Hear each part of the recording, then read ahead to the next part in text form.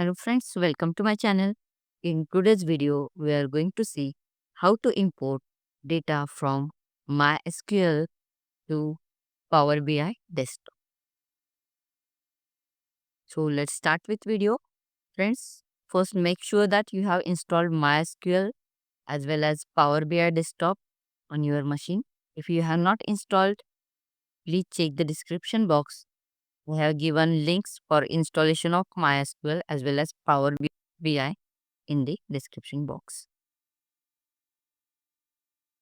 So first you have to open MySQL.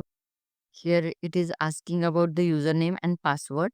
So at the installation of MySQL server, whatever username and password you have given, you have to provide that username and password. So here first make sure that your server status is running. It is not stopped. So it is running means I can access this MySQL server. Now I will open the Power BI. In search box, I will type Power BI desktop. So it is showing here Power BI desktop. Just double click on it, it will get open.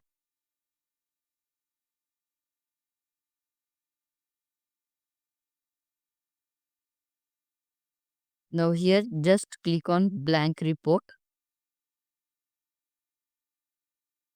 Now here you can import your data. So here you will get option get data. Just click on this. It is showing multiple options. Now here we want to import data from MySQL. So here you will get option more. So just within that type MySQL. So it is showing option MySQL database. So just click on connect. So see friend here, while connecting, it is asking to provide the name of the server as well as database. So server is nothing but your own machine, that is a local host. So we will type here just local host and database. So here you have to provide that database name which you want to import. Now within my workbench, MySQL workbench, I have this database, that is a student info one. So I want to access data from this database. So I will provide the name of the database as a student info one. This is the name of my database. And just click on OK button. Now see, it is showing localhost student info table info one. This database is accessed, and within that it contains the student as a database. So just select this, it will show you the table present in your database. Now I want to load this table, so just click on load button. If you want to view the table, so just click on student info, just select this table, and here left side you will get a different view, that is a report view, table view, model view. So I want table view, so I will click on table view, and here it will show my table, that is a student. Okay, and here you can perform your operations.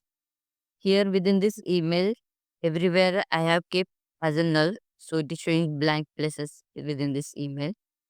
Otherwise, if I want to arrange this data by using descending order, so I will select descending order. Okay, again suppose I want to adjust these names by alphabetical order, so just sort ascendingly, so it will show ascending order. In this way you can perform operations on your data. So suppose if I want to sort out, that I want some number filters. Suppose I want numbers less than 500. I want those numbers whose ID is less than 500. So just click on OK. So it will show the IDs which are less than number 500. Again, if you want to view all the data, just click here and select all. And then click on OK button. It will show the complete data here. In this way, you can perform operations on data as per your requirement.